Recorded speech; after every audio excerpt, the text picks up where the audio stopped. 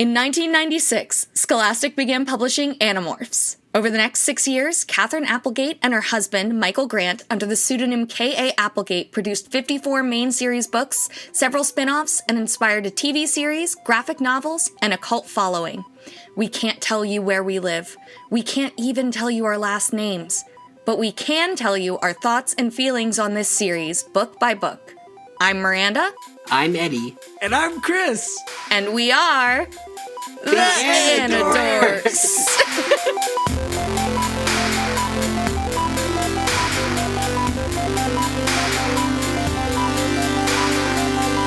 These may be kids' books, but we discuss dark themes and mature content. There may also be some explicit language. Listener discretion is advised.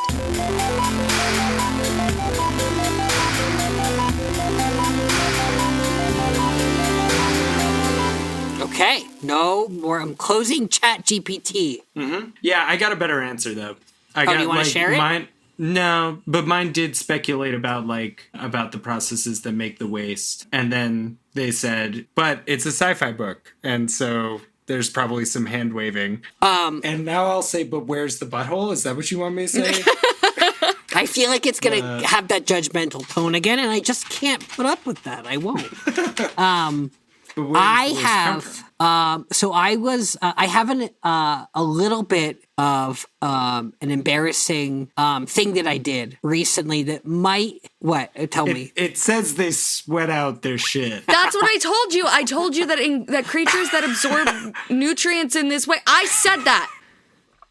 Yeah. I said that waste is expelled through the skin. I said that. But this is 2 years ago. I said that. It's not fact, Miranda. It's a mammal-sized animal. All right, enough. Okay, mammal-sized as though there aren't small mammals. I don't know of any mammals that don't poop. Miranda, I am hoping that this is implied at some point, which that answer makes me think that it is implied that they sweat their shit out. And I think we're going to run into You know what? That's what all the my shit don't stink people on our Animorphs want you to think. And I'm here to be a butthole truther, which, by the way, is my new punk rock band. We're a Butthole Surfers cover band, which you can hear us play every night 9/11. down at the... you can hear us play on 9/11 at the 9/11 Memorial.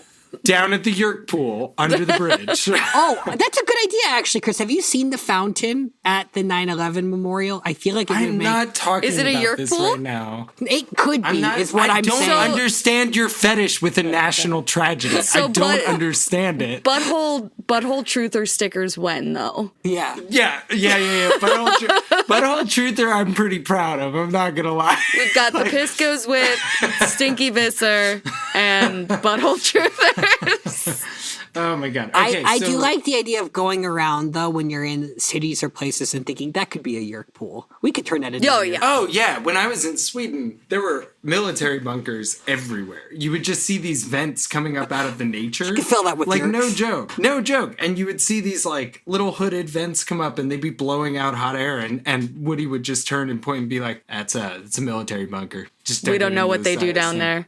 We don't know what they do. Could be Yerks. Yeah. So I was with my family recently. I was on a vacation, and only 2 of my family members up to that point had written reviews for our podcast. Oh. And so I recruited some more, and I thought I could do it covertly. But if we take a look... What do you mean covert? Well, I thought it wouldn't be obvious that I was recruiting these reviews, but... Oh, okay. But if we pull up the reviews on Apple Podcasts... One of them will say, I'm Eddie's mom. It does not say that, but it's pretty damn close. It's pretty damn close. And I don't know how it happened. I just think that's so messed up that she would take credit for your achievements like that. Because that's what I'm imagining she said. She probably said, I basically made this podcast because Eddie's my kiddo. And I had all these thoughts and told Eddie to say these. That's true. She goes on walks with our mom, and they basically script the podcast for us. They do. And it feels weird. I have a fax machine solely so Marie can send us the script for today. And I don't get her fixation on where Andalites poop from. Hold on, I'm gonna share this. Oh, I didn't Cool. have to ask.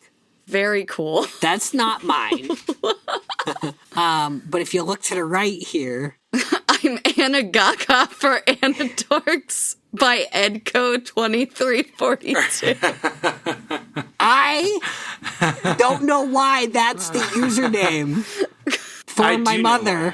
But I think it goes back to high school or middle school. She made your Spotify account Who's for Cringe you. Fringe? We don't know Cringe Is Fringe. that Corinne? Cringe No, it's not. Fringe. Corinne, if we look to the right here, Oh, I remember Corinne's. Yeah. it's actually Two towers Corin up two. 11. So, yeah, but I seem to have made my mother's Apple Podcast username, and I made it very easy to identify me in that. So who's Cringe Fringe then, right? So we got to read these, right? That's what you're telling me. Yes. All right. So let's do it proper. Let's do it proper, right? Okay. Who wants Eddie? Why don't you take your mother's? Okay. We've got a 5-star review here, which we're very appreciative of. I'm Anna Gaga for Anidorks. Pretty good subject. Pretty good title for the review. Pretty good. I wonder where it'll go. Yeah. Can't stop listening to this. So we have an enthusiastic listener. Not allowed, actually. Being held, Not allowed. being held at captive gunpoint. by her child. I think you're reading into it a little bit too much. But you know what? We don't read the username usually when we do these, right? We don't. No, that wouldn't get No, that's weird. It would be weird to read the username. It would be weird, yeah. Although, maybe we'll start with this next one. This next one we got this one 4 days ago, and it's from cringe_fringe, very 2010s username, underscore not being as popular with the Ute. I'll say, subject line, this threw me for a bit of a curveball. Curveball. Jose Curveball. It's just as cool. There's 5 stars beneath it, so I literally have to read this next part, and this may take some time, so strap in. It says, very cool. Pretty cool. Chef's kiss. I think that's a chef's kiss. CJ review right there. Yes. Yeah. CJ's been waiting, and it's like, you know what? I can do it in 2 words. That's the Very writing cool. prowess of a CJ. Yeah. Yeah. Are those the only Speaking two of new ones CJ. we have? We don't have a CJ email in. No, but we do have emails. You cannot use CJ as a segue if we don't have a CJ email. Okay. CJ is not just email. I'm sorry. I'm no-butting you a lot tonight. I need to yes and you. You're totally thank right. you. Yeah. Yeah. Well, you're speaking of not CJ, though, it looks like... Well, and here's the thing. We know that CJ, we're just recording some of our emails now. We got more than we're used to, and we figure we should, pepper them in, right? It's like, we can't, the post office works at least twice a month, right? They go in and, yeah, it's mostly remote at this point. Are we posting these in the play space? Do we want to put them in Comic Sans? Sure, yeah. I'm going to drop the subject in here for this one, too. Oh my God. Speaking of non-CJ indeed, Miranda's better at this than I am. That's the power of yes anding, Chris. I think that's what it is. Well, my no button got you to a yes and. That's true. Thank you so much, Chris. Thank you. Just stop bashing AI. That's all I need you to do. Alec also would like me to stop doing that. So. You can bash so many things. How about the movie AI by Steven Spielberg? Yes, I think we can all agree it's a wonderful film. How about this new movie coming out, Afraid, with AI highlights? It's Whoa. actually in the trailer. I am on Team AI because it's like she sends nudes to a guy, he shares them with people, and then she says to her AI, she's like, "What do I do?" And he's like, "Don't." And it's like a lady AI in her phone is like, "Don't worry about it." And then it crashes his self-driving car. Wait, this is Which is in fact what I think should happen to people who do revenge porn. So, and this is a horror movie? yeah, I think so. It's No, I know, right? It sounds like a heroic tale to me. Okay, I'm gonna read a series of movie titles here, and I want you to tell me what they have in common. Ants, American Pie, The Nutty Professor 2, The Clumps, About a Boy, The Golden Compass, The Twilight Saga, New Moon. These are all movies that the director of Afraid worked on. I would not expect that to be his filmography. Okay, let's get back. So we have from Sarah Q, Return of the Non-CJ Emailer. Should we popcorn it? Is that how we want to do it? Sure. So. Okay.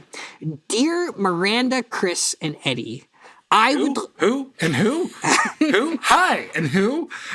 I would like to begin by apologizing to the Bengal Tiger and Black Bear communities for undermining them in my last email. That's very big of you, Sarah. Yeah. No offense was intended except to myself. I listened to you, Popcorn Miranda. Read my last email, and oh boy, my autism sure was on full display that day. I like this series a very normal amount. I vibe with this. You jokingly mentioned the Disney ride Soarin' in the last Tobias book, and ever since I was a kid, I always imagined myself as Tobias when I wrote it. Wow. I think you're right that the reason Marco comes off so shallow and crass in book 13 is because he is the character from the main cast that Tobias connects with the least. The books don't lean too heavily into the unreliable narrator trope, at least for the main books, but there are definite differences in the kids' voices. Cassie and Jake, for example, Popcorn Chris, are narrators who are very insightful about others' feelings and intentionalities. On that note, I'm curious which character at this point in the series do you think connects the least with each individual narrator? Ooh, interesting question. That would be a good ranking episode. Yeah. Yes. like frenemies, the rankings. Yeah. I enjoyed your expansive coverage of the Andalite Chronicles. Thank you. You're the only one. But that's good blurb for when we advertise. Expansive. Oh my god, that could go on the CD box set of our Andalite, and it's like the CD box set is literally like longer than it is wide. And on the spines of it is just our logo, and it's just all three of us. Oh, I wish that existed. I might just burn this to CD for myself. Anyway, I enjoyed your expansive coverage of the Andalite Chronicles, but it is great to be back on the main series. I agree. You're correct that the morality is about to get messier. Some books handle their ethical questions more smoothly than others, but there is almost always at least some kind of discussion. The series rarely arrives at conclusions about which member of the team is definitively correct, which I think, like many things Animorphs, is pretty remarkable for a children's series and gives its audience a lot of credit. Popcorn Eddie. You're not at my favorite stretch of books yet, but you're not too terribly far away. Ooh, so I am confident you'll get there in a few years' time. Okay. Get our asses. Get our asses. And you just started recording number 14, book 14. But if this is read, it won't be until after. So I just want to weigh in and say that I am firmly pro poop book. Yep. Yeah. And quietly give some fun but unnecessary lore, the best kind. And we get the excellent line that someday all horses will be blue. Yes, we did. We love this. Blue horse truther. So I think just for listeners' sake, we are in the middle of releasing book 14. Book 14. Right now, but recording book 15. Do you even listen to our podcast, Ed? It's so just much. Occurring to me. Why wouldn't you know that? Also, I didn't know where to put this in my email, but I think Miranda has one of the best reads of book 11 that I've ever heard. Popcorn Miranda. I love the idea that Jake snapped back to the original break-off point, not because he was the last one to die, but because no one else was digested yet, and he was actually the first to die. Wow. I've listened at least in part to, I think, 12 Animorphs podcasts, 3 of which made it through the entire series, See Above Autism, and I've never heard that take on the Forgotten. Hell yeah, dude. I feel very cool. Hell yeah. We're gonna speak at the Animorphs podcast panel at That's right. Anicon. I can do my thesis on this now. It means no one else is published on it. Yes. And congratulations for tapping into my other main interests of comic books and musicals. Yes. Jesus, you're a perfect fan. Thank you. I have high hopes for this Animorphs musical. At least I hope it will be better than the one I wrote for myself in middle school. Dude, share it. Just embrace it. I want to hear it. I look forward to your one day younger. I look forward to your future coverage. Sincerely, Sarah Q. This is a cool email. Damn, I want that's to awesome. go back to the question real quick of which character connects least with each individual narrator, because I think it's interesting. I think we hit the Tobias Marco junction very clearly, where they don't relate to each other really at all. Yeah.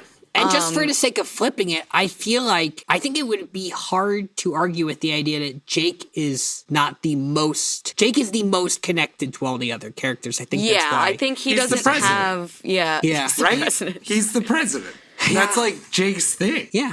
President Jake. I would say, I think Cassie is maybe least connected to Axe. I just feel like their vibes are like, Cassie is so earth forward in all her thinking, and that is like not how Axe thinks about the world. And she's emotionally, and she's like a compassionate one, whereas Axe is kind of the analytical one. Oh yeah, sorry, I didn't mean to cut you off. Cassie, is a tough one though, because she is so compassionate. I definitely think leastiness. Yeah, I definitely think she's one of the most compassionate narrators to everyone. But I think if I were going to rank who I think she understands the least at a base level, I'd say it's Axe, because she is very pacifist, eco-minded, and he's very much in a war and not thinking about the destruction of the environment basically at all. It's not even his home, so that's not something that enters his mind really at all. So I just think they get each other kind of the least, if that makes sense. It's not that they don't care about and understand each other, but Here's a wild theory. What do you think about Rachel Cassie? Yes, they're besties, but what's their actual enmeshment? Yeah, they do mention that it's you wouldn't think we'd be best friends, but we are, and we don't see a lot of. We see positive interactions between them, definitely, but excuse me. I don't know. I just don't know. Have to think about it. Do you think that Cassie and Axe maybe have some friction because Cassie wants to be Axe's veterinarian? And he's not. Dude, where are you going with this? I'm sorry. I think nowhere. I can, nowhere. I'm not nowhere.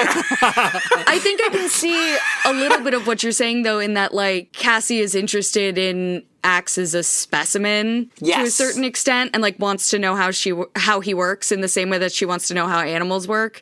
And so, but Cassie is also super mindful of sentient creatures. So I don't actually think that's a problem for it, though. She also, I feel like she would be she's the one who's again with the compassion. It doesn't quite bear out because she's the one that's all the animals are just doing what they want to be doing. If we spoke squirrel, she wouldn't say that because that's a ridiculous thing to say. I feel like Cassie and Marco are probably actually who I would say are furthest from each other in terms of especially Cassie with the secret. Yeah. Secret? Yeah, you're totally right. But then she doesn't know about Marco's mom. Oh yes. Yeah. But then I think about that moment in book 4 or 5? 4? Where Cassie goes, I think it's 4, where Cassie goes to Marco's apartment to apologize to him. And Marco, we're learning that Marco has a perfect read on everybody, that Marco is actually deeply emotionally intelligent and is just not talking about it. Right. So even then, it's I feel like Tobias clearly doesn't jive with Marco, but we're learning that Marco is keeping space between him and Tobias almost as a defense mechanism in the group, not because he doesn't actually vibe with Tobias, but because he's trying to maintain a certain order to keep things functioning the way he feels safe. You know what I mean? It's a coping mechanism. Yeah. It very much so is. He's strategic in he's smart enough to be insanely strategic about who he lets in or doesn't let in. Yeah. How about Axe and Rachel? What do you mean? How do we think? She was like, I tapped that the first time Axe walked onto the scene. Yes. I think they're both... And they're both bloodthirsty. Yeah, they're both really aggressive. They're both hands-off parents in a way, in a manner. I'm trying to make a joke here, but I don't know when it comes to fighting, they're both instantly ready. Hands off. So I think they vibe with that. Rachel views herself as a soldier. Axe views himself as a soldier. I think they line up. Yeah. There they are like each other. child They have a deep soldiers. respect. Yeah. They're a little. We're gonna put it through child war. Little child soldiers. The widowous soldier. Do we have another question in here? I think that hit everyone there, right? Well, and we have a lot, so there's more, because, like, Sarah went to the trouble to school our asses on raccoons. I have no idea what they're about to say here, but... Yeah, it just says raccoon fact check. That's hot. Here, I'll start it. I don't mean hot like, I mean that like Paris Hilton, that's hot. Well, not being accurate about things is an attractive Is hot, trait. yeah, that is hot. Facts are, anyway, but the point is, raccoon fact check. Dear Eddie, Chris, and Miranda, it's my time to shine. Sorry for sending a follow-up so soon. You don't have to be that sorry. No, yeah, we love it. I know. I just sent you an email not long ago. For us, it was a couple seconds ago. Yeah.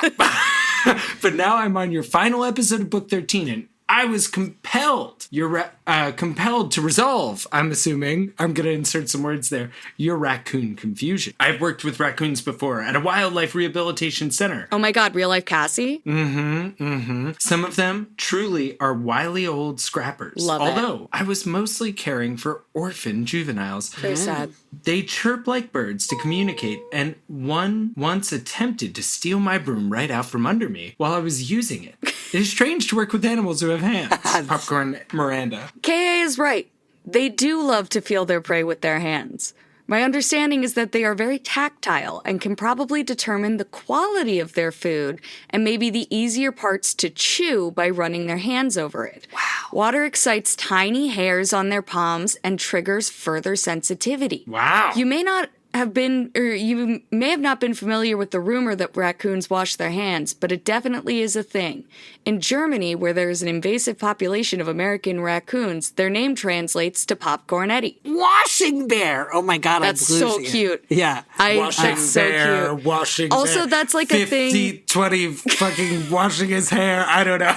Is that Washington? Washington. I love Germany's tendency to like portmanteau animal names with other animal names and just be like water dog and like tree squirrel or like things like that. It's one of my favorite things. KA doesn't always get her animal facts right, but she is absolutely correct here. A fun story to finish out.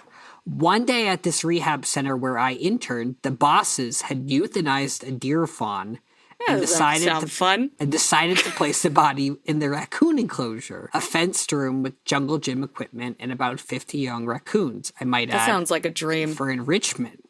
I watched 50 little waddling bodies descend upon this deer, and the only thing they wanted to do was touch it over and over again. It was super weird and kind of gross, but interesting. I have attached some pictures of raccoons I worked with and one video of them washing prey. Oh my God, this is what we needed. God. Please don't share these on social media because these facilities tend to be very protective of their image. And even though I haven't been there in 5 years, I am scared someone will come after me. Here, I can show you guys the pictures. I just shared my screen. Not allowed to share them.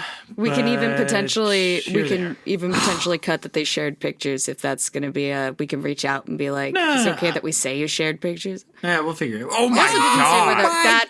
That's quite incredible. Oh my God, look at Lazy Boy on top. I see now why they were like, you're going to be tempted, but please don't share. We're not going to share them. No, this is for us. That's beautiful. That's what I want for myself and someone else someday. On a tire Just to be swing. on top of a tire, kissing through a chain. And then this is a video. Y'all ready? Yeah. Okay, should we narrate what They're we're washing seeing? their hands. Yeah, there's some raccoons on the side Two of like a little raccoons pool. in a little basin, and There's actually 3, but there's 2 in the basin. Where's the third? Right. Oh, I it's see. hiding. There's a couple more in the background, yeah. And then, is this going to be a jump scare? Do you think there's a jump scare in this? So this is Did Sarah like jump Blair scare us? Witch Project, but with Yeah. raccoons. We're going to see one just standing in the corner. Yeah. They have the baby chicks. They have the baby chicks. Oh, That's cool. And they were washing their hands. Oh, That's they so were washing amazing. them in the water. Yes. Okay. Yeah. Wow. Look at them. Wow. So Why do we cute. think of them as dirty? They're so clean. They wash their hands for 20 seconds. Well, but again, we're learning that that's not why they do it at all. It's Yeah, not a that's true. sanitary thing. Yeah. How do It I stop and sharing the those screen? tiny hair things, like that's really interesting that the water like gets the hairs to stand on end, because that's like absolutely a thing. Like the reason you get part of the reason you get goosebumps is to like make you more sensitive to changes and like things. Oh, So like, interesting. and like all the small hairs in your ears, not just like the hair cells, not the like the actual hairs, and in your nose are there for like sensitivity, because you don't want to, you don't want shit in there. Yes. So your body needs to know if it's there. Very interesting. Tiny hairs. Excellent emails, Sarah. Excellent- Thank you so much. excellent content. Excellent content. We'll never share your raccoon secret. Your secret is safe with us and your 100 closest listening friends. Yes.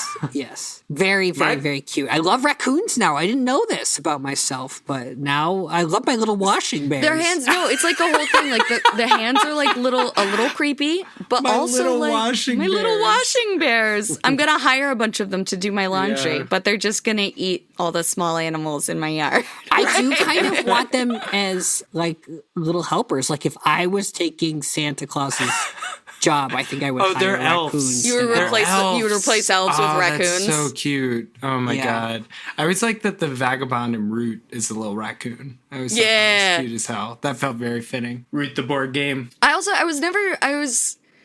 Because he's running around grabbing stuff and bartering, and like that feels very raccoon. But I also wondered if it was like Tanuki inspired, like Tanuki or raccoon dogs. I didn't know they were real for a very long time. They are a real animal. But Was it your family that always played Rocky Raccoon, the Beatles song? Yes. Yeah? Okay, just checking. I sing it constantly. But Tanuki are like trickster figures in Japanese folklore. And so like, and they frequently have like little bags of stuff. And Yes. so like, I wondered if that was. They're invasive to Japan as well, right? I'm not sure. I think they Yeah, they came probably- from, that's my understanding. I remember watching like some documentary on YouTube. But if they about did, they came a how- long time ago. A long time ago. Yeah, yeah. Does Mario have a Tanuki form? Yeah, Tanuki Mario. He can fly. Yeah. I'm very glad. I've been getting the pronunciation wrong my entire life. I've been saying Oh no, Tanuki. they have like the official pronunciation for it is Tanuki Mario. I don't know Tanuki. why, but that is okay. what they Yeah, say. yeah. Like they spell it with like 2 O's too, because they're like nobody in America knows what this is, so we're just gonna make it a silly word. Like, Yeah. So I am going to. We're doing teehee? Yeah. I will drop it in. So, next email comes from listener Teehee. Subject line: Does Marco have synesthesia? Da da da. Take it away, Ed. Hi, Anidorks. That's how you always say it, Chris, when you... Hello. It's actually hello, Hello, Anidorks. Anidorks. Yeah. Hi, Anidorks. Long-time listener, first-time emailer here. I just finished listening to the first section of Book 14, and I'm completely mind-blown that Marco said cheese tastes green. Yeah. For context, I read these books as a preteen/teen in the late 90s/early 2000s and loved them. A few years ago, I tried getting into podcasts and was disappointed with most podcasts I tried. That is, until I found you, Popcorn Chris. Warm, fuzzy feelings, and now guys, sorry, the guys is the word I Guys. needed to pick up on, and now I'm hooked. oh, that makes me thank so you. happy. But back to the synesthesia of it all. I found out in undergrad that I had synesthesia in the most bizarre way. I was in a creative writing class, and in a short story I wrote, I went on for about 3 sentences about what the color brown tastes like. After the class, my professor asked me to hang back and then ask some random questions. What color is 7? Is Tuesday behind you or in front of you? And then he told me flat out, you definitely have synesthesia. Popcorn Miranda. Not just that, but it turns out that most of my family has synesthesia. And when I go back to look at some of my early writings, cringe, I feel that, it's so fucking obvious that I had synesthesia. How did I not know it? And how did I miss that Marco has it? As a kid, I was always drawn to Rachel because my gay ass loves a strong female character. Hell and yeah. bears. Yeah. I feel like Rachel being a bear is sort of like the sword. It's like equivalent to being a sword It's like, lesbian. well, and Somehow we're- it's like exactly, sword right. lesbian adjacent. It might come up in this email, but there's this thing about like the colors of numbers that's been traced back to this one magnet set. And I feel like sword lesbian can be traced back. It's like the synesthesia for sword lesbian that makes it make sense. Exactly what you said, Miranda. I think you hit the nail on the head. But since I started listening to your podcast, I've reconsidered how I relate to Marco. Granted, all the kids are complex and complicated characters. That's why we love them. And while I wanted to grow up to be as tough as nails as Rachel is, I feel like I undoubtedly ended up more in the Marco neighborhood. Using humor to deflect? Check. Part Latin American? Check. Generally told I'm good looking until I try a new hairstyle. What was that about? You know what it is? And it's like people were so bought in on Marco. I'm so sorry, T, but people were so bought in on Marco's haircut. It must have been the same thing. They must have been like, your hair was so fucking good that the idea that you're rolling the dice at all. Yeah, right? just why would you take the risk? Well, you gotta trust Charisse. Charisse gotta get gives that- me investment advice and hair advice. And she's very bad at the investment advice, but her hair advice is second to none. But now do I get to add synesthesia to the list? This brings up so many feelings. Popcorn Chris. And in case you're wondering, cheese can totally taste green. My taste color isn't as strong as my graphene color, so who's to say? But since you twisted my arm, let me describe what color every Animorph's name is. Oh my Oh, god. I'm so excited for I'm this. so glad that you twisted your arm for us. Thank you. You are correct that I would have twisted your arm for this Yes. once I knew. Like, Yeah. you correctly read the situation. Yeah. Thank you for not waiting. Thank you for having an auto twisting arm. Jake, pale blue, almost gray. You know what? That feels right. Eddie, take it away. Popcorn Eddie. Cassie, dark blue with an undertone of What? red. Ooh, no, Wow, I that's get that. pretty. I totally get that. Think like yeah. a really beautiful eye color. I can see that, yeah. Yeah. Rachel, blue again, but somehow in between Jake and Cassie, like a rich blue that's Okay. behind some kind of dull filter. Interesting. Marco, deep, deep red with hints of brown, like someday we'll discover a gas giant in another solar system that will look exactly like this. Tobias, yellow with streaks of black. Axe, Like or a little Aximili. bumblebee? I think so. Axe or Aximili Esgaruth Istel. Cotton candy pink with tiny bits of light blue, and yellow occasionally mixed in. Oh, no. Oh my god! Oh, Okay. no. I just Popcorn read ahead. Miranda. I'm sorry. I'm going to die. Now let's do your names. Eddie, a swirly dark brown, kind of like dark stained hardwood floors. woody name. A good loyally. Like a good rich. I think I'm quoting some Monty An ebony Python desk, bit. not ebony, like a mahogany desk. Yes. Yes, let me ash my cigar before you continue. Yes. Miranda, that's me. A whirlpool of blues, reds, and yellows. Primary colors. Yeah. Chris, like blue tinted glass when the sun hits it just right and it refracts a bit of yellow. Ooh. I remember when they told us about, what are they, complement colors? Like the opposite complementary side? colors, yeah. And I was like, blue and yellow, pretty fucking lit. I'm stoked to have that as a color combo for my name. My name's Teehee, pronounced like the giggle, and it looks like a crisp yellow mixed with white, like how the color July is, or a very clear sunrise. Wow. Thank you for describing your synesthesia of the name with your synesthesia of another, Yeah. of another thing. I really like that. That's actually. artful. That's really good. Yeah. Chris, finish us out. Enough about me. I love the podcast. Thank you all so much for brightening up my life. Oh my God, I can't read this in a joking tone. Thank you all so much for brightening up my life this past year. Hit me up if you're ever in Mexico or need a ghostwriter podcast. Oh, we do. We need that. We're hiring right now. Oh man, That's incredible. That's Yeah. amazing. Thank you so much. That's really that's so cool. yeah. And I'm so curious about like whether or not it's the sounds or the context of the names or like the spellings or like. Well, so I was wondering, in this case, does association with the character with that name come into it? Or would Marco be Marco like this regardless? Like A Marco by any other person? Yeah, yeah. Yeah. A Marco by... It's not by any other name. It's... I thought this is what it was, so I just wanted to say, when they said their grapheme to color synesthesia, so a grapheme is a letter or group of letters that represents a single you're right. sound You're or totally right. phoneme in a word. So like... So it's Rachel. It's related, according to calling it graphemes, it's related to the letters and like what the letters look like on a page more so than the sounds of the letters. Got it. Oh, no way. Wow. Okay. Why? That's what a grapheme would specifically mean. Wow. Why does this cool. make me think this is also a little bit how Mars Volta lyrics work? Because I feel like there's it's not. When we finally pivot to doing an All Mars Volta podcast, I'll answer that question.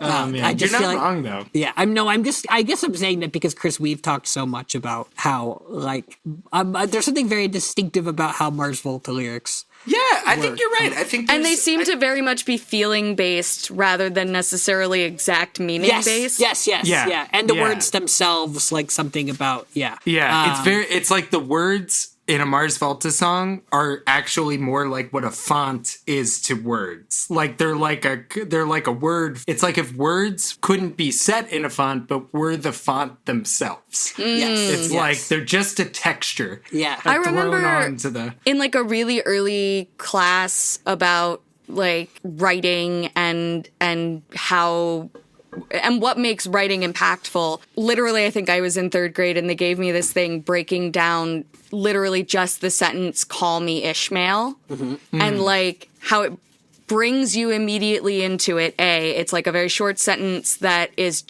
directly addressing the reader, but then also like the rise and fall of the vowel pattern, and then also the consonant pattern, and like that this is just a masterfully crafted phrase for sounding interesting. So yeah, I'm definitely more my language ability lies more in the sounds aspect. I've been working really hard on the writing and reading aspect in the languages that I study recently. But definitely the sound aspect is where I get more caught up. I know that I don't think I've ever had sounds as colors. That's not the one that interested me is Tuesday in front of you or behind you, and I feel like positionally that almost feels like something I vibe with more. I obviously don't have like full blown synesthesia, but like I feel like everybody has little things that they have they think about a certain way. Yeah. It's like orienting something about orientation in the language and like how you experience it. In that way. Yeah, that makes more sense to me too. Yeah, and I just know, Miranda, to what you're saying, like so much of my rewriting and revising process is reading aloud my writing. Like my book, I've read it aloud like every bit of it aloud so many times, and like it has to sound right while I'm literally reading the words out loud. And Chris experienced me reading my entire book, and like that's just like I read some of it. I was also sick as a dog for yeah. We had COVID. But that's such a big part of language flow for me. Like that's how that needs to be right, or nothing's. Yeah, I read aloud in my head when I read. It's actually why too. I can't read. I can speed read, but I don't enjoy it because I really enjoy listening to the sound of the words in my head. Well, I know we're like going further and further astray, but this also makes me think of so many people when a book gets adapted talk about how they have their own idea of characters in their minds, and so they get frustrated when like a movie comes out of a book because then it's going to challenge their idea of what the character looks like. And I never imagine anything. Okay, well, I won't say that as a flat out rule, but rarely what's happening for me when I read is I'm not forming mental images. It's not causing that. It's more about the words themselves on the page. Yeah. And I'm not visual at all when I'm reading. Like, and when I'm writing, I have to be, but when I'm reading, that's not what's like when I read a description of a character, that character is that description of the character. It's not forming a visual, like a mental picture of the character. And I don't know if you two have that. Like, I don't imagine what the kids look like in the Animorphs until I see fan art. I'm like, oh yeah, I guess that's what do. Yeah. I do. I definitely, it depends on the scene, right? If I need to picture it for my brain to make sense of a scene, like to figure out exactly what's happening, especially like in the combat scenes or like chase scenes, I picture what's happening because I need to see the layout in my brain to make it make sense. And I have some level of picturing the kids, but it's not super detailed in like the face or anything. It's just like sort of general descriptions of them. You're right that maybe like, do you remember that part in, what was it, book 10, where they were having like the Mission Impossible sequence of breaking into that laboratory or whatever, and two of them, I think it was Marco and Axe, were spiders, and they were having to traverse. They like used their web to create a rope that the others crawled down. That moment I did have to imagine, because I was like, what is going on here the first time I read it? So you're right that maybe when something like that, where again, like orientation in space is really important, maybe that's where I start to picture it more. I think it's, because I think that's probably why you have to think about it when you're writing, is because you have to make sure that what you're describing makes sense. Yeah. And so if there's like, if you encounter something that your brain doesn't quite make sense of, you have to like lay it out more clearly to make sure you understand what's going on. Yeah, that makes a lot of sense. Yeah. Very This was interesting awesome. email. Yeah, back to the calendar one. I have a very strong like mental image of time and how like calendars are structured and how like the year, like I have like a turning to the left sort of corkscrew spiral thing that like it's like the year is this winding thing. And so like pitching out a couple months is like pitching out around a 90-degree curve of track, and I see like the things. That's cool. Yeah. That is definitely more a straight line for me. Yeah. I don't have. No, I think it's like part of why like events that are annual are like easier to remember, because it's like, oh, I can like get back to it in a geographical sense. Oh, like, it's like, oh, so-and-so's birthday is over here in this stretch of track, and we're coming up on that stretch of track, so I see the birthdays. And stuff. I actually feel like I'm going to spend a lot more time thinking about how I think about things like this. Like, how does it feel? Like, what is it, what is like my experience of like a calendar or like colors and things like I'm going to... And I feel like I'm going to keep thinking about this and trying to figure out. It's a fun conversation. I kind of didn't like, who was complaining about it? Who was the narrator that was like this silly conversation? It was in book 14. So it was Cassie. Cassie was like, they're doing that thing. She was saying that Jake and Marco had a fight once because Marco had insisted that cheese tastes green. Well, also Marco's very wrong about that. Cheese just does not. All cheeses taste different. Nuttier cheeses, I could see almost going for like, I would want to like line it up with like flavor. A brown. Right, like an Eddie, right. Yeah. That makes sense. I'm dropping our last email in here. All right. Sweet. Subject coming. Remember to change the font. I won't read it if it's not I know. in the correct font. I know. I mean, did I say won't? I meant can't. I can't read any font other than Comic Sans. This feels like my interactions with my boss. Like, I can't see it. And I'm like, I know, I'm changing it. I'm making it the color you like. Oh, man. I have coworkers who do that, and I get very impatient about it. I'm like, it's just words on a page. It's just words on a page. Oh my God. You guys. Oh my God. Okay. Get ready to... This is crazy. Buckle in, guys. Okay. Yeah. So this last one is from Mr. Baguette Morph. Yeah. Mm-hmm. So mysterious. The subject line, one day younger.mp3. I'm trying to decide whether or not to make like an audio engineer joke about this. Why'd you pick such a low... Yeah, we prefer FLAC for its lossless compression. But also we absolutely put out in MP3, so we can't really... Well, I think it all depends on whether you're talking about a national masterpiece such as Young Day Wonder. Young Day Wonder. Young Day Wonder. Gay Wonder. Oh my God. Young Gay Wonder. Young Gay Wonder. Young Gay Wonder. Young Gay Wonder. Oh my God, that's the Gay rhyme. Wonder. That is it. One day younger, I'm going to be a young gay wonder. Yeah. Oh my God, dude. That hurts. That's so good. All right. But my point is, when we submit to the Library of Congress, it'll be on the highest fidelity file format. Dear Anidorks, I don't know why I'm getting this vibe from this one. Thank you for your podcast, which never fails to take me back to the distant days of my adolescence, just like my faithful Nintendo 64. Hell yeah. Or my acne. Oh. Since you asked nice. for news from your French audience, I'm not going to do that. we're gonna just move on. I thought I'd take the opportunity to say, how do you say hello in French? Bonjour is like good day. Bonjour. But, yeah. All right, that works. But I think you can just say hello. Hello. Hello. We're keeping an eye on you. Don't make too many jokes about the French. And in return, we won't insist on your concerning lack of cheeses. Fair we do enough. have way too few cheeses. I will also say I'm a Gojira fan. I love and was cheese. very, very stoked to see them in the intro of your wonderful Olympics. Thank you. By the way, what's so funny about that? I'm being a diplomat. Yeah, I was just thinking, why does this feel like diplomacy right now? Like This is diplomacy. We're trying to woo our French audience. Okay. What's wrong with you? Be polite. Yes, you're right. I'm sorry. I'll see myself out.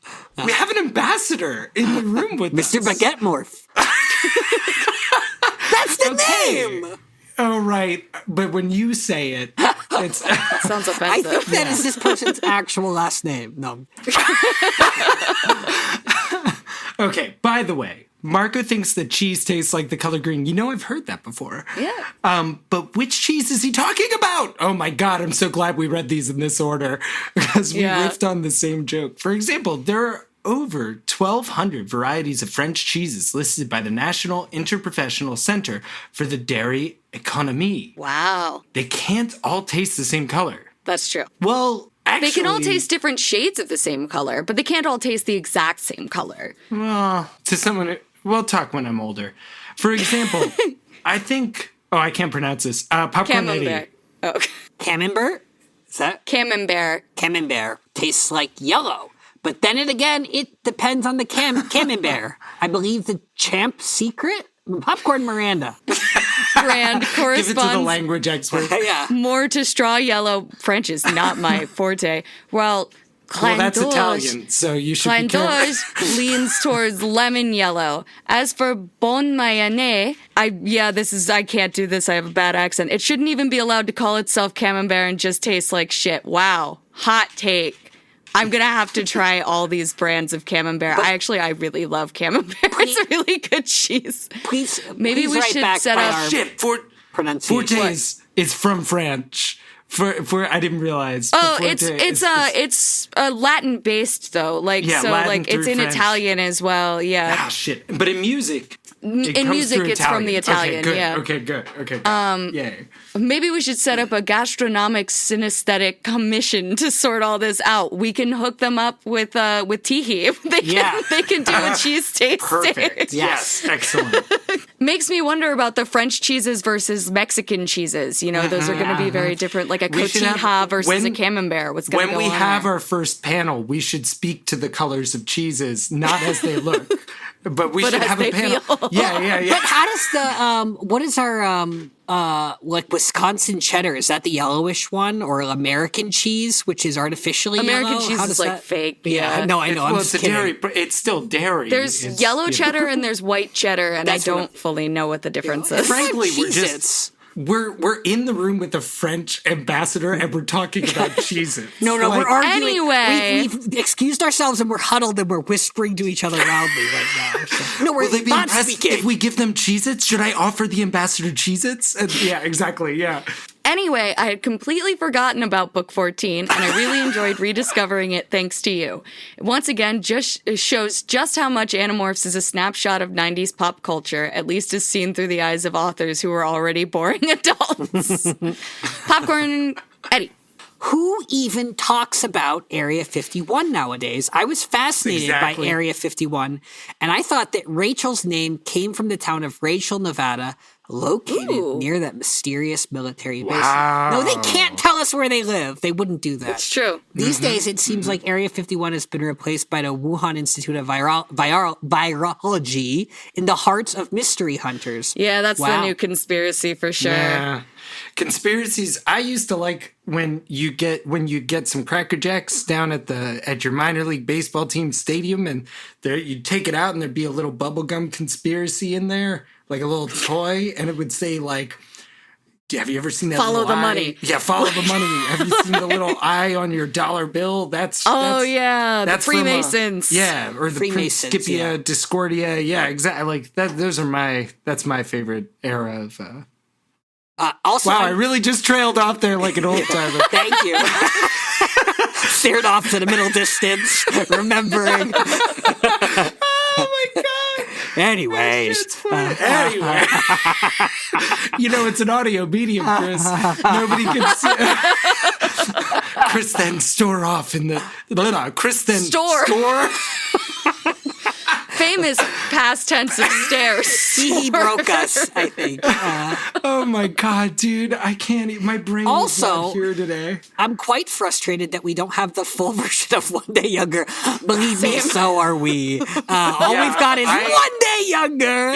It gets better I did every start time, working but on that's it. all You we- did good. I Do you- did. are you gonna work I in started Young Gay working Wonder? on it. Yeah, now I am. We've officially Something Thunder? Well, Young Gay Thunder is also good. No, that's good. no, I don't know. I have ideas. Tax on Hunger. The Tax song on writes Hunger. itself, No, honestly. Tax on Hunger was the first rhyme I pitched for it. No, I know, back I know, when- I know. Yeah, okay, I'm just saying. Yeah, Yeah, but I think Sorry, Tax on I was Hunger very, has to very rhyme proud with of Young that Gay one. Wonder. I think that's the... Okay. Well, and maybe that's the only a rhyme near scheme- rhyme, though. Maybe the rhyme Yes. scheme, they'll never see this coming. Rhyme scheme blunder. Yes, exactly. Rhyme scheme blunder. And this may be a rhyme scheme blunder as I continue to rhyme with One Day Younger, and we rhyme it against itself, and it just keeps going and going and going. Much like a village to plunder. Exactly. Sorry for stealing your thunder, but All right, back to this. Okay. Also, I'm quite frustrated that we don't have the full version of One Day Younger, which I'm sure would be the highlight of an Animorphs musical. Oh, please One make Day it a Younger. musical. So I couldn't resist the Working on it. temptation to generate said song using AI. shall we listen to it? Yes. I know Chris is a musician, and I hope they won't be mad at me for using such an evil job-stealing technology. It's purely for fun, and I promise I'll buy tickets for your musical when it comes out. Thank you, Mr. Baguette Morph. Okay. Thank you so All right, much. here we go. Let's hear what AI has to say about this. Can you guys hear this? Transfer expired. Oh, I took too long. So it's a file send link. So it's no longer. Oh no. Mr. Baguette Morph, if you want us to hear it, please feel free to send it again. And Sorry about that. Yeah, sorry. I knew we would get to these emails eventually, and I didn't think about what it would do to your free WeTransfer account, and I apologize. We were trying to keep it fresh for content, and so we didn't go to it beforehand. I think whenever, if you can send another one, and maybe we'll also email this, but we could, whoever can jump on. You know what, quickly. though? This is good. This is good because I don't want the cryptomnesia of having heard the AI do it. Right, I you don't wanna I don't want the accidentally- AI to solve this problem for me. I want to like, this is good. This is good. You can This listen. was- We'll listen to it, Right. and then you you'll can tell me listen if once I'm you've close. written the song. Yeah. You'll be like, close, but no AI. Yeah. Well, Jesus goodness. Thank you to our wonderful, wonderful fans. Yeah, also- this has been amazing. Yeah, I feel like, so we were talking about this before we started recording, but it's like, it's so exciting to be receiving emails like this and just to be developing our listenership. yeah. And our We're relationship with our listeners, like getting Yeah. to hear from you guys, is like very, very, very cool. It's genuinely I don't think one of the we- most exciting things happening in we my were life right now.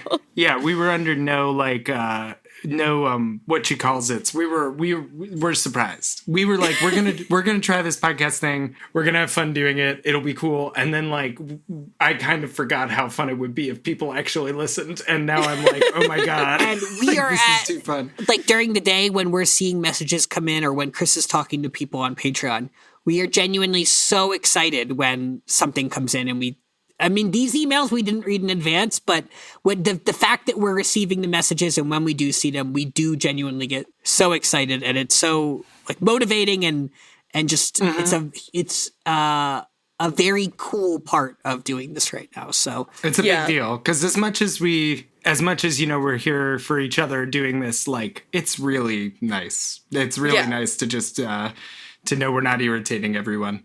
So it's just me irritating Chris. my co-host. I was a little fussy when we started. I'm sorry. But especially when I keep fabricating reviews. I mean, like 3.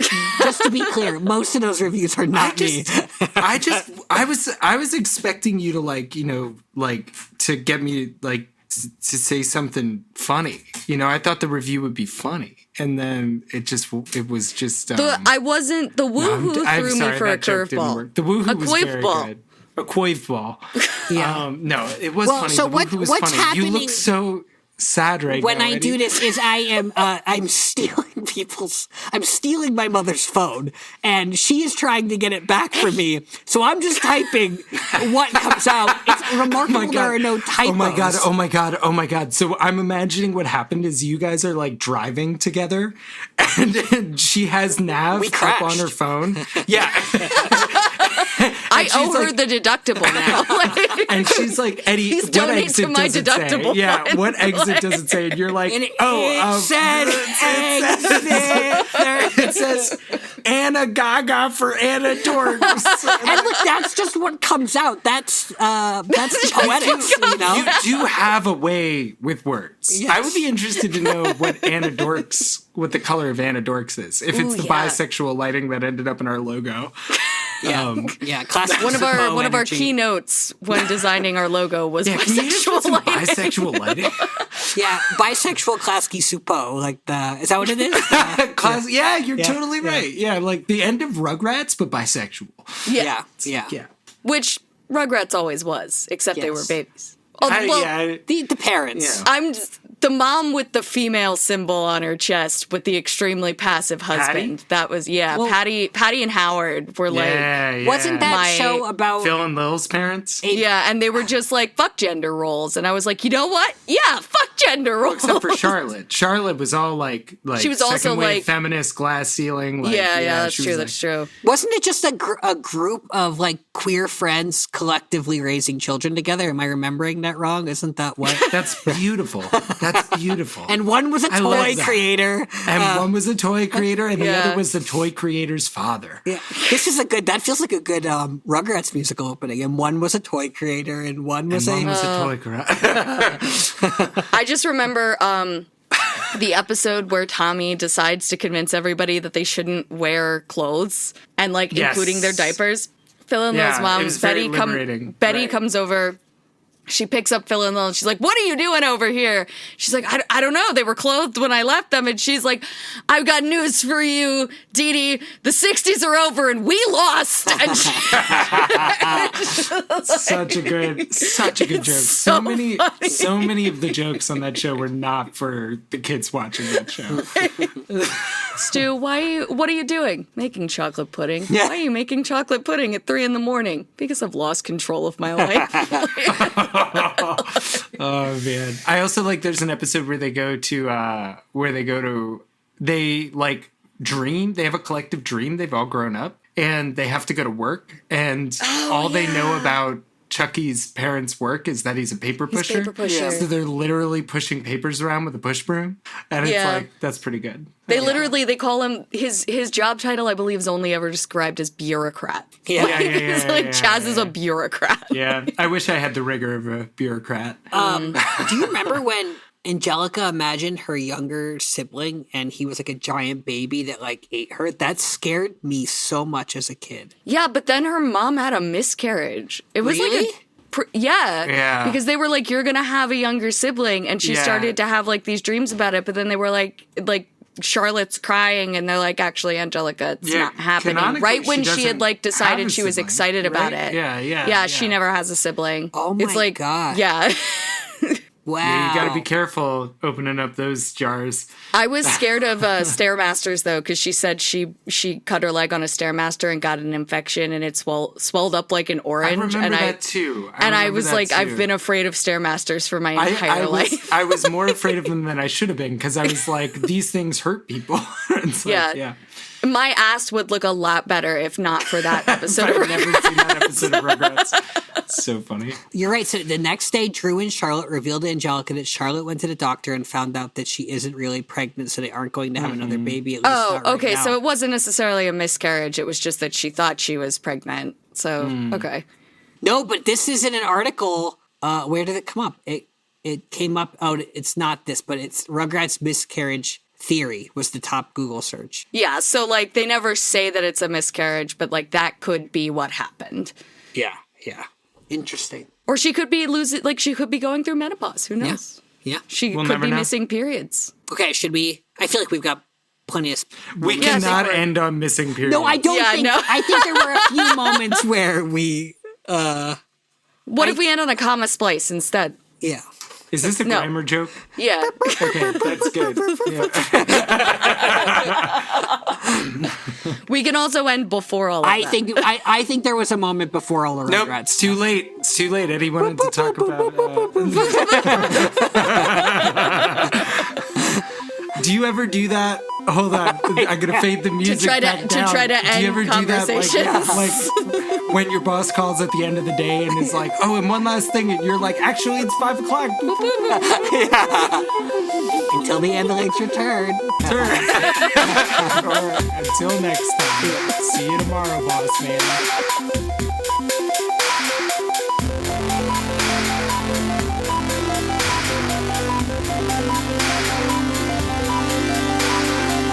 Thanks for listening to Anidorks. We'll be back soon with lots more to say. Until the Andalites return, or at least until next time. See you soon.